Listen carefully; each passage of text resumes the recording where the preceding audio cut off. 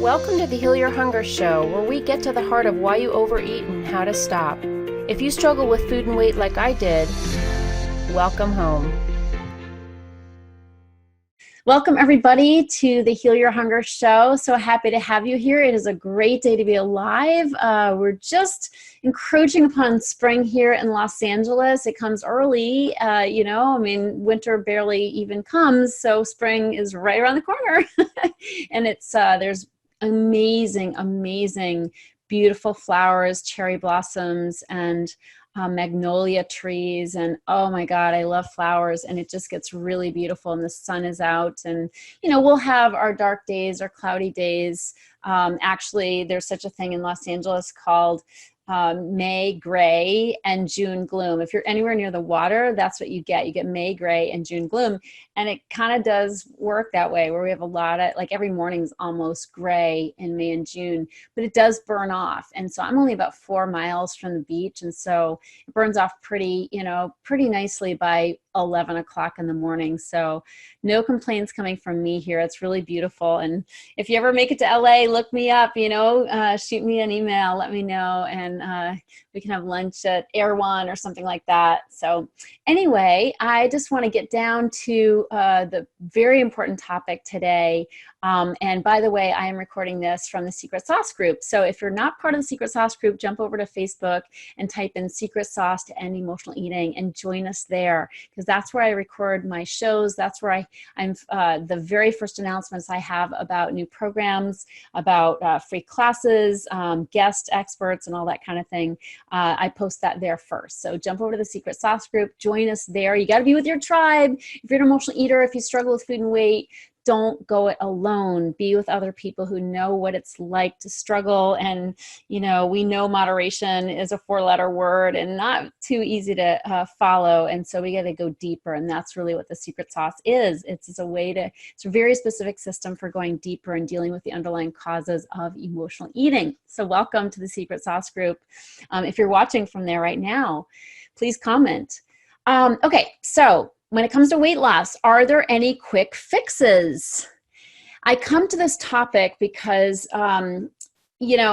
I'm talking to emotional eaters every day, and it's such a pleasure. I love connecting with people all around the globe who struggle with this problem, because it just reminds me how universal this problem is and how we are not alone. There's so many people who have this, and I'm thrilled to be able to be helpful to so many of them, through my program. And I'm so grateful to you if you're listening to my podcast. Thank you.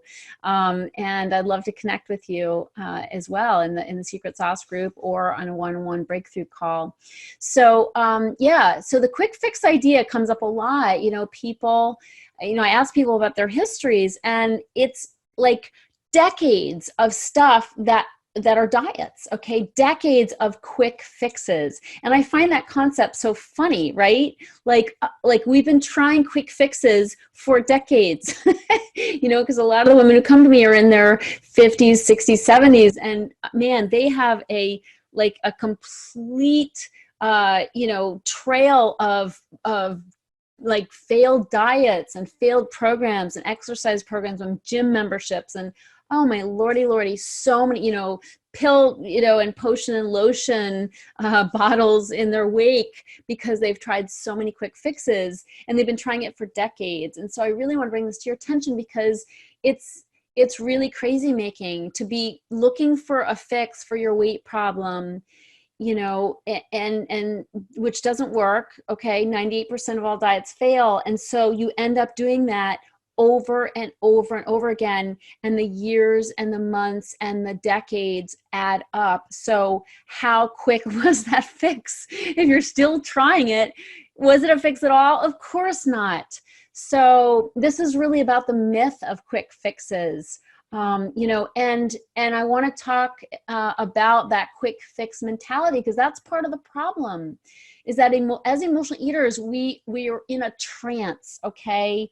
And that trance comes from the pain, the absolute pain of gaining weight, the pain of being out of control with food. And I get that. I was 50 pounds overweight, and My goodness, there was nothing more painful to me than being overweight and being out of control with food. So if you identify with that, you know, maybe you're not identified with the pain of it because you've been doing it for so long. It's just a way of life for you.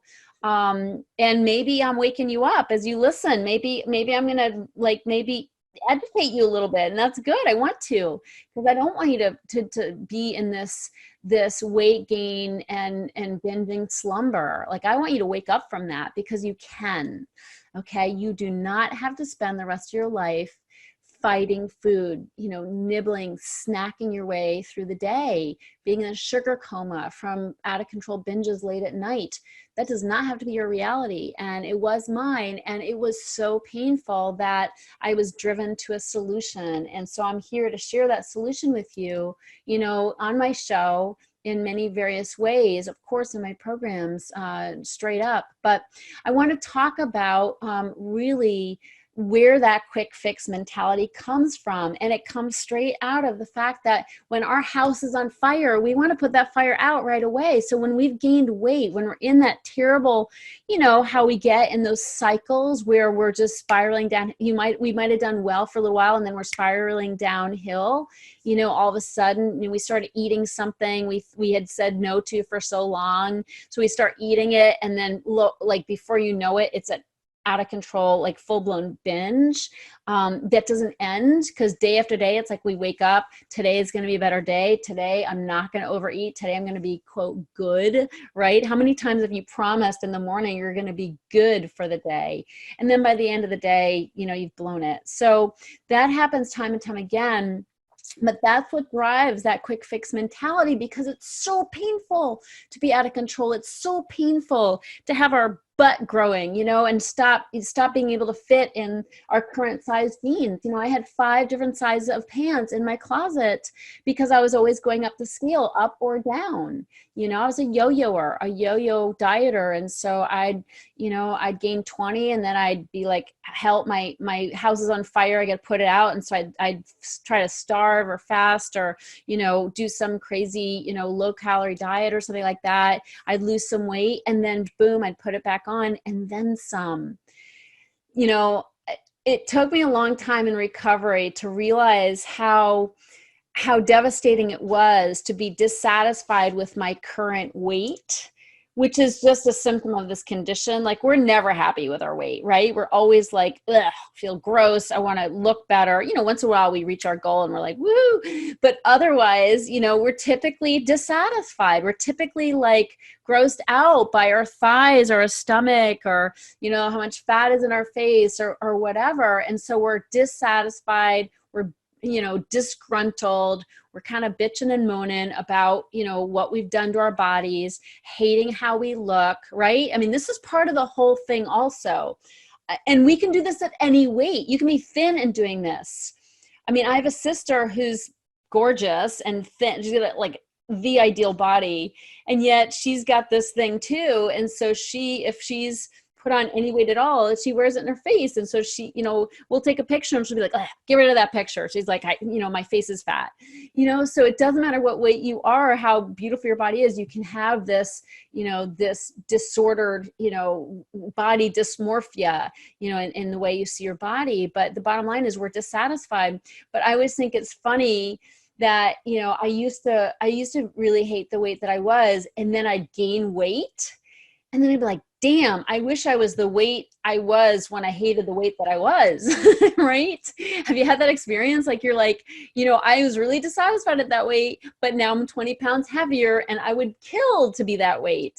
And so, you know, being dissatisfied with our weight and always wishing we were thinner is part of this disordered eating.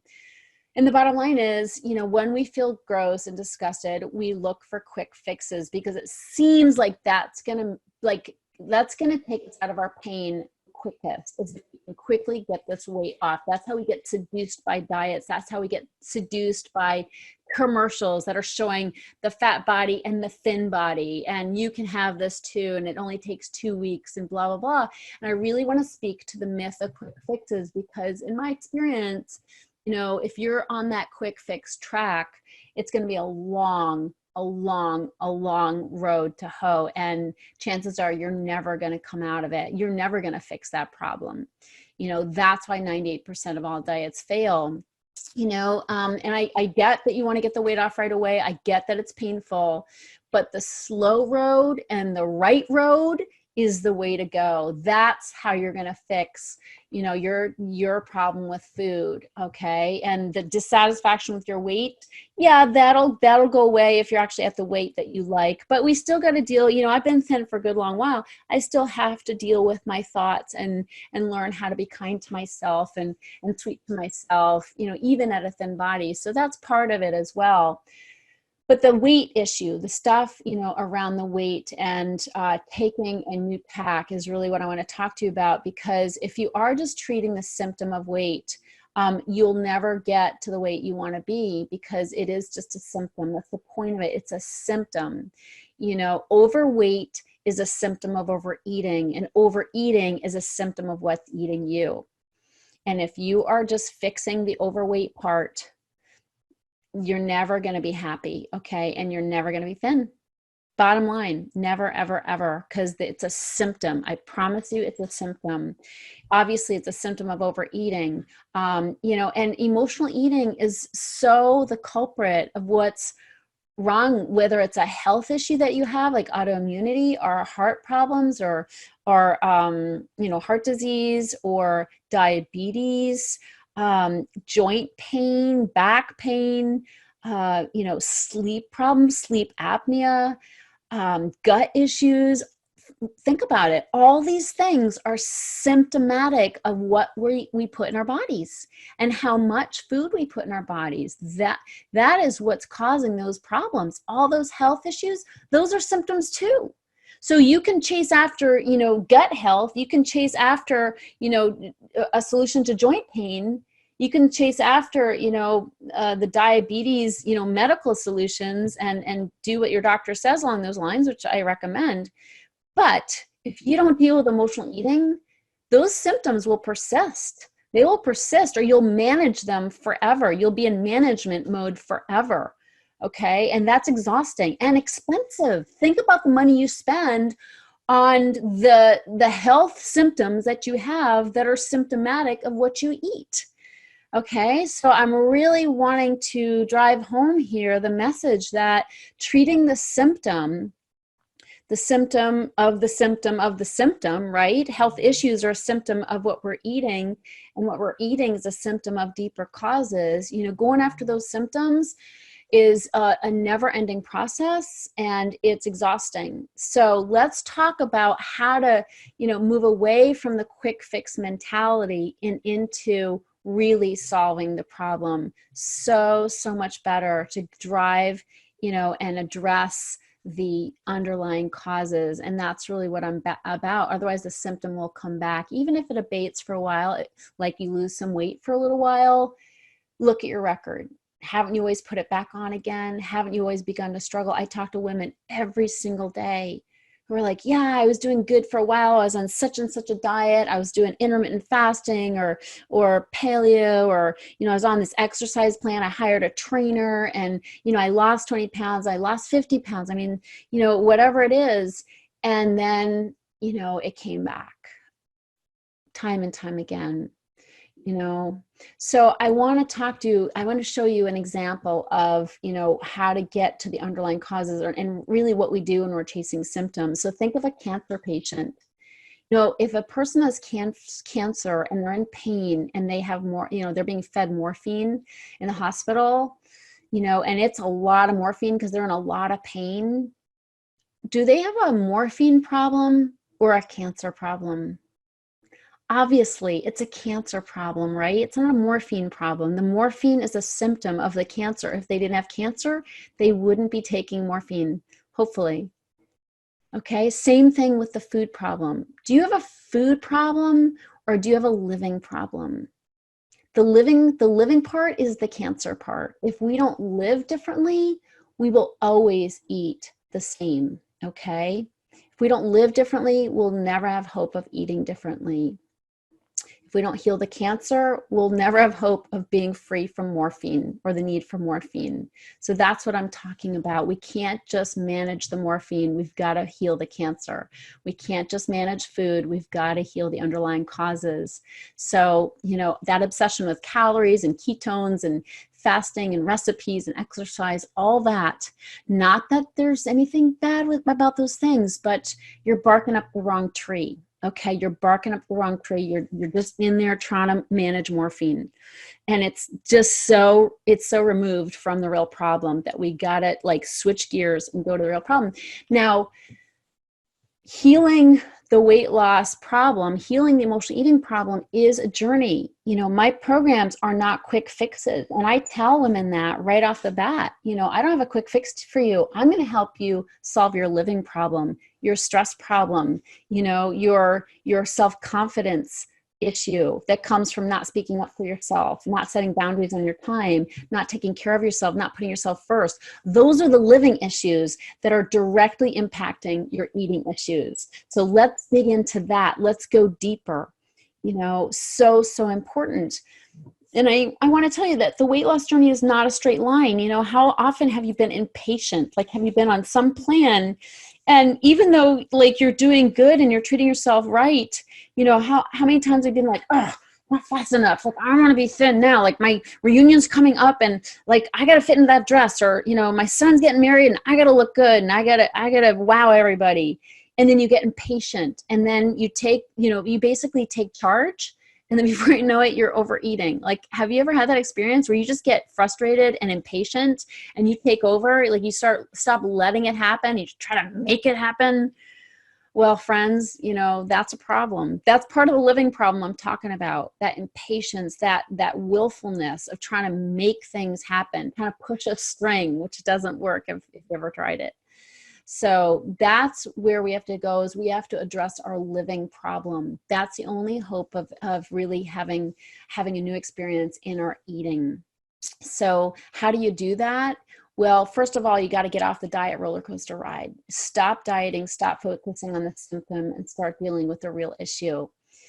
So important, and it takes time. And I have to tell you, food is a teacher. So I know you're impatient and I know you want it all to be fixed right now, but food is your teacher. And I have to tell you, even though I've been in a thin body for a long, long time, having lost 50 pounds, food is still my teacher. I'm still learning, and my, it is a gradual slope up to healing. But it's been a rocky one. Have I been free since 30 years ago? No, it's been a rocky road for me. Food has been my teacher time and time again. If I had trouble with food, I had to take a look at what was going on in my life. Where is my living problem popping up? Where am I not living in congruence with who I am? Several years ago, I discovered I needed to be creative in order to be free from depression. My depression, the depression I would experience, came from the fact that I was not allowing my creative self out. And it took me years to realize I was a creative person. I'm not an artist. I'm not that artistic. Granted, I won an award in high school for drawing. Oh yeah, I forgot about that. But the bottom line is I never saw myself as an artistic person, but I had to own that I'm a creative person. I may not be super good at art, but I am a creative person with creative energy. I had to learn how to let that energy out in order to become more aligned with who I am, and in order to have an easier time with food. Because when I got depressed, the food got hard. And if you have that experience, there's a solution, and it doesn't have to be pharmaceutical necessarily. I never took drugs, and I'm grateful for that. I'm not saying what you should do, but, take a look. Are you in alignment with the person you are? That's what I help my clients to do, is wake up to who they really are and start living in congruence with the person God meant for them to be. So, I have women who are starting to find their creative selves. I have women who are starting to, find the inner athlete in themselves. I never saw myself as an athlete. I just thought that's for my jock friends, but I found out I've got a pretty athletic body, and I started using it in my 40s. I started going to a bar class where I strengthened my body and toned up. And I'm like, whoa, I thought I was just this growing up fat, you don't see yourself as athletic necessarily. And I just found that part of myself, and I have friends who are, and clients who are, learning they love hiking or they love biking or, and not for weight loss. They're doing it as part of unleashing their spirit. So, so important. A few years back, I broke out and started Heal Your Hunger on my own. Before that, I'd worked with my former husband, and after starting my own business, I thought, oh my God, I hated that. Like I didn't realize how much I hated working with another person. Like you have to consult the other person on your decisions, or they have a different idea about things than you do. And so it's constant struggle and stress. And I'm like, whoa, when you work for yourself and you have your own business, you do what you want to do. Like you follow your heart and you roll the dice and you just rock and roll. It's so much easier. So that was becoming more in alignment with myself. Being married, that was not the right fit for me, and so that was becoming more in alignment with myself when I decided to move on from that marriage. So whatever it is, there are inner reasons why we're conflicted. There's inner reasons, and things about ourselves we have not yet discovered because we're burying the truth with food. And so my message here is weight loss is not a quick fix. Food is a teacher, and if you get off the dieting track, and you start taking this inner journey and addressing the underlying causes, the stress, the people pleasing, stuffing your emotions, thinking your emotions are bad. Oh my God, there's so many things. There's 24 personality traits of the anatomy of emotional eater that just make our relationship with food that much more complicated. And when we address those personality traits, it becomes so much easier. So I'm just here to remind you that, quick fixes don't work. And maybe, people will say to me, well, no, they did work for me, for a time. Well, if it worked for you for a time and stopped working, it didn't work. Okay. So if you lost weight for a time and then put it back on, whatever you did, that didn't work. Okay. You need a sustainable way of living. It's a living problem, not an eating problem. So in my experience, there are no quick fixes because if we're just fixing the symptom, we haven't addressed and healed the real problem. So that's what I want to encourage you to do. That's my message here today. I'm that little person on your shoulder or in your ear saying, shh, like, psst. It's not a food problem. Psst. It's not a weight problem. It's a living problem. And if I can help you, I so want to help you because, my clients they're becoming ninjas at self-care. They're becoming ninjas at knowing themselves and standing for themselves. And that inner, finding their inner resource of strength and power is really helping them transform their lives. And it's 100% impacting the way they eat and the relationship with food. And I want that for you. So thank you so much for tuning in. I love you so much. And if you haven't left a review yet for this podcast on iTunes, please do. If you're an iPhone user and iTunes user, and I just really appreciate you always tuning in. It means the world to me. And if I can help you, I am offering one-on-one complimentary breakthrough sessions you can find in the link in the show notes. So have a wonderful, wonderful day, and I'll see you on the next show. Take good care.